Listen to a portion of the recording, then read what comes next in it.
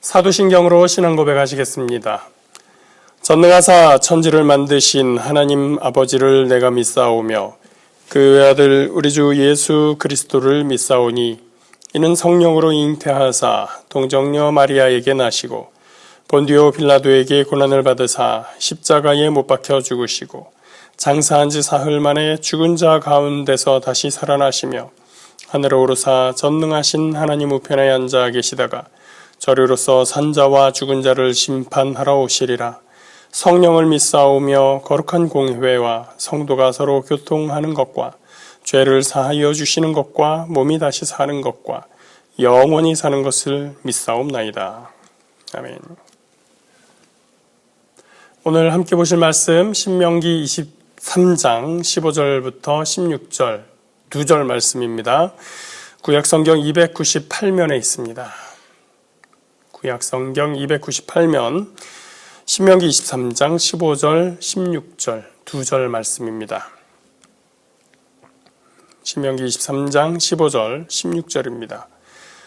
종이 그의 주인을 피하여 내게로 도망하거든 너는 그의 주인에게 돌려주지 말고 그가 네 성읍 중에서 원하는 곳을 택하는 대로 너와 함께 네 가운데에 거주하게 하고 그를 압제하지 말지니라. 오늘 본문은 도망친 종에 대한 규정입니다. 15절 다시 한번 보겠습니다. 종이 그의 주인을 피하여 내게로 도망하거든 너는 그의 주인에게 돌려주지 말고. 예전에 조선시대를 배경으로 하는 그 추노라는 드라마가 있었습니다. 저는 그 드라마를 보지는 않았었습니다. 그러나 내용이 이제 도망간 노비를 추격하는 추노꾼이라고 하는 사람이 있어서 그 노비를 잡으러 다니는 이야기다라는 정도로 알고 있는데요. 추노꾼이 있었던 우리 과거 역사에 비하면 이 15절, 16절 말씀은 굉장히 당혹스러운 구절입니다. 도망쳐 나온 종을 주인에게 돌려주지 말라. 우리는 지금 노예나 종이 없는 시대에 살고 있기는 하지만 그래도 우리 상식으로 생각해도 이건 말이 안 되는 것 같습니다. 아니나 다를까 가장 오래된 성문법으로 많이 알려진 그 함무라비 법전 거기에는 이런 자를 숨겨준 자를 사형에 처하라 라고 되어 있습니다. 당시 근동 지역의 다른 어떤 국제 계약이나 법률에도 도망친 노예나 그 노예를 숨겨준 사람에게 관용을 베풀도록 하는 규정은 어디에도 없습니다. 오히려 도망친 노예 그리고 그를 숨겨준 사람까지도 모두 처벌하는 심지어 사형까지 하게끔 하는 것이 고대 근동의 계약법이었던 것입니다. 그런데 왜 이스라엘의 율법은 이런 규정을 이스라엘 백성들에게 주고 있는 것입니까? 그것은 율법이 가지고 있는 독특한 약자에 대한 관심, 약자에 대한 배려 때문입니다. 율법은 부당하고 잔인한 주인의 권리를 보장해 주기보다는 도피 외에는 생존의 수단이 없었던 그 종의 생명을 더 중요하게 평가하고 있는 것입니다. 과거의 종은 재산 목록에 불과했었던 그런 시대였었지만 한 생명의 소중함을 재산적 권리보다 더 중요하게 여기는 것이 율법의 정신인 것입니다. 이렇게 해야 되는 가장 근본적인 이유는 무엇이냐? 이스라엘 백성들 스스로가 종의 신분을 벗어나서 달아난 독립한 백성이기 때문입니다. 우리 속담에 개구리가 올챙이 시절 생각하지 못한다는 이야기가 있는데요. 성경은 반복해서 너희가 종되었던 애굽에서 종되었던 그때를 잊지 말라라고 이야기해 줍니다. 그 기억의 목적은 그걸 왜 기억을 해야 되느냐? 다른 연약한 자, 다른 종의 입장에 있는 사람, 그들의 난처함, 곤란함, 절박함을 모른 채 하지 않고 그들을 배려하기 위해서입니다. 그것이 생명을 바라보는 성경의 시각입니다. 바울 서신 중에서 개인에게 쓴 편지로 유일하게 남아있는 편지가 있죠. 빌레몬서입니다. 골로새 교회의 설립자 빌레몬에게 바울이 편지를 쓴 건데요. 이 내용이 무엇이냐면 바로 그 빌레몬에게서 도망쳐 나온 오네시모라고 하는 노예 그를 변호해 주면서 이제 그는 바울 자신, 나의 영적인 아들이 되었다. 내가 낳은 아들이 되었다. 그러니 그에 대해 더 이상 뭐라고 하지 마라. 그의 노예 신분에서 달아남을 가지고 그를 책망하거나 그를 벌하려고 하지 말아라 라고 쓴 편지가 빌레몬서입니다. 바울은 도망친 종에 대해서 율법이 명확하게 뭐라고 이야기하는지를 알고 있었던 것입니다. 그리고 그 상황에서 누구의 편이 되어야 되는지를 알고 있었던 거죠. 절대 약자, 여기에서 손해보는 사람은 빌레몬이라고 생각하겠지만 그러나 절대적 약자는 오네시모인 것입니다. 오네시모가 왜 주인 빌레몬에게서 도망쳐 나왔을까요? 어쩌면 빌레몬은 교회의 설립자이면서 교회의 큰 일꾼이었지만 좋은 주인이 되지는 못했던 것 아닐까. 이 오네시모가 노예 신분이라고 해도 그 노예 생활을 버틸만 하다면, 거기서 적당히 지낼만 하다면 굳이 달아날 이유는 없었지 않을까라고 추정해 볼 수 있습니다. 아니면 순전하게 자유에 대한 갈망 때문이었을까요? 만약에 그렇다면 오네시모는 굳이 이 빌레몬과 관련이 있는, 자기 주인과 관련이 있는 이 바울에게 올 필요는 없었을 것입니다. 그가 그저 자유를 원하는 사람이었다고 하면 자신을 알아보지 못하는 어디론가 제3의 지역으로 달아났어야 할 것입니다. 어쩌면 오네시모는 자기 동네에 와서, 자기 집에 와서 설교하던 바울 선생의 그 이야기를 듣고 감동이 되었을 것입니다. 그리고 저런 분이라고 하면 내가 나의 이 상황을 가서 이야기하고 설명하고 도움을 받으면 좋겠다. 상담을 좀 받았으면 좋겠다. 라고 생각했을지도 모릅니다. 그는 굳이 아무도 모르는 곳으로 달아날 수 있었을 텐데 바울에게 찾아옵니다. 그리고 그곳에서 바울을 통하여 그리스도 안에서 새로운 사람이 되기로 결심하게 됩니다. 예전에는 우리나라에서 채무자가 돈을 갚지 못하면 채권자가 시도 때도 없이 채무 상환을 요구하곤 했습니다. 뭐 사채를 쓰고 또 무슨 머니 하는 그 제3금융권 이런 높은 금리를 요구하는 그런 돈을 썼을 때 갚지 못하면 계속해서 그 채권이 이곳으로 넘어가고 다른 사람한테 넘어가고 하면서 채권 추심을 강력하게 하게 됩니다. 수시로 시시때때로 밤에도 전화오고 밤에도 찾아오고 그랬어서 언젠가부터 채권 추심을 하는 시간을 법으로 정하게 되었습니다. 저녁 몇 시 이후로는 찾아가지 말아라. 전화도 하지 말아라. 라고 하는 법을 만들었습니다.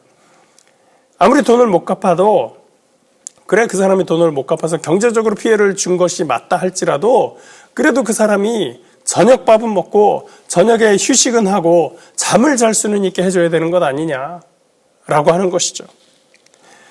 최소한의 인간적인 삶은 보장하도록 해라 라고 하는 것이 바로 채권 추심에 대한 제한을 하는 법입니다. 지금도 우리가 과도한 것이 있다면 또 무엇이 있는가 우리는 살펴야 될 필요가 있는 것이죠. 사람의 생명보다 돈의 권리가 우선되는 현대사회에서 우리가 살아가고 있습니다. 그러나 그런 사회는 절대로 건강한 사회가 될 수가 없습니다. 소유가 많은 사람, 권력이 있는 사람, 그런 사람들만이 인격적인, 인간적인 품격을 누리고 살아가고 그렇지 못한 사람들은 무시당하고 존엄성을 존중받지 못하는 사회. 그것은 결코 성경이 말하는 사회가 아닙니다. 야만적인 고대 사회에서 조금도 벗어나지 못한 상태인 것이죠. 제가 제대하고 대학원에 다니면서 아직 교회에서는 주일학교 교사를 하고 있던 시절입니다. 제가 고등부 동기들하고 같이 식사를 하는 자리가 있었는데 그 중에 한 동기가 저하고 다른 부서에서 봉사를 하고 있었습니다. 그런데 그 부서의 부장장로를 그렇게 욕을 합니다. 근데 무슨 내용으로 욕을 하느냐? 원래 이 친구가 교회에서 성실하게 그 부서에서 봉사를 하고 있었는데 그 사람을 보고 그 부장장로님 새로 오셔가지고 자기 회사에 취업을 하라고 한 거예요. 취업을 시켰어요. 우리 회사에서 일하라고. 선생님 우리 회사에서 일하세요 해서 취업을 시켜줬습니다. 그런데 거기서 일을 하다 보니까 주일날 자꾸 일을 시키는 거예요. 누구 선생 교회 나오지 말고 출근해, 일해 라고 하면서 이제 토요일도 없고 주일도 없이 계속해서 교회에 가는 거예요. 부장장로 본인은 교회에 나와서 주일날 열심히 봉사를 합니다. 자기는 주일 성수를 하는 거예요. 그런데 자기가 채용한 그 일 잘하던 그 교사는 회사에 출근을 시키는 거예요. 그리고 주일날인데도 수시로 전화해서 일하는 상황을 체크를 합니다. 한 달에 한두 번 빼놓고는 거의 주일날 출근을 하고 있는 거예요. 그러면서 자기 너무 힘들다. 일이 너무 힘들고 사람한테 너무 실망을 했다. 내가 회사를 관두면 이 부서 봉사를 관둬야 될 것 같아서 관두지 못하고 있는데 내 회사를 관두면 부서도 관둬야 될 것 같다 라고 얘기를 하는 거예요. 근데 얘기를 듣다 보니까 이 친구가 회사를 관두면 부서만 관두는 게 아니라 교회를 떠날 것 같았어요. 그 친구는 이미 신앙 좋고 교회를 열심히 섬기는 장로에게 깊은 상처를 받고 있었습니다. 교회 생활에도 지쳐버렸습니다. 16절 말씀입니다. 그가 네 성읍 중에서 원하는 곳을 택하는 대로 너와 함께 내 가운데에 거주하게 하고 그를 압제하지 말지니라. 하나님의 백성들이 살고 있는 사회는 도망쳐 나온 종일지라도 압제당하지 않는 사회입니다. 그가 원하는 곳을 선택할 수 있는 자유마저 부여하는 사회입니다. 그 종을 주인에게 돌려보내지 않음으로써 도망쳐 나온 이스라엘이 다시금 애굽에서 종살이 하게끔 되돌려지지 않는다라는 것을 이스라엘 백성들이 스스로 확인하는 것이기도 합니다. 다시는 애굽의 압제로 돌아가지 않기 위해서입니다. 우리의 법은 지금 누구의 권리를 더욱더 보장해주고 있는지 살펴볼 필요가 있습니다. 노동자의 권리를 보장해주는지 사용자의 권리를 보장해주는지 따져봐야 됩니다. 사용자의 입장에서 계신 분들, 우리 성도분들 중에도 많이 있을 겁니다. 억울할 수 있습니다. 요즘 최저임금이 올라서 얼마나 힘든데요. 또 우리 회사같이 작은 회사는 사람 구하기도 힘들어요 라고 얘기할 수 있습니다. 틀린 말 아니에요. 그런데 우리나라가 유독 자영업자 비율이 굉장히 높다고 합니다. 다른 나라에 비해서 말이죠.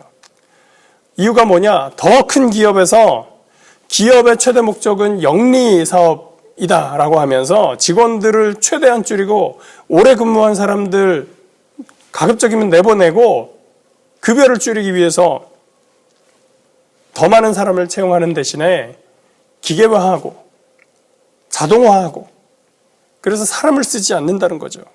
사람 더 많이 데리고 있어봐야 챙길 것만 많고 돈만 더 많이 나가고 골치 아프다는 거예요. 그러니 회사에서 나가야 되는 사람들이 많습니다. 요즘 대기업에 제가 10년 전, 15년 전 그때부터도 벌써 30대 명퇴 그런 것들이 많이 있었습니다. 35세, 38세 그때 명퇴를 하는 거예요. 대기업에서. 40세, 50세까지 회사에 있는 분들 정말 대단한 분들입니다. 그렇게 나온 사람들이 자영업을 하게 되는 거예요. 치킨집 열고 카페 열고 그러면 그 많은 사람들이 치킨집을 하고 카페를 하다 보니 어떻게 됩니까? 경쟁이 너무 심해요. 그래서 그 중에 살아남는 가게들은 또 얼마 안 되는 거죠. 우리 사회가 너무 그러한 경쟁의 바다에 빠져 있는 것입니다.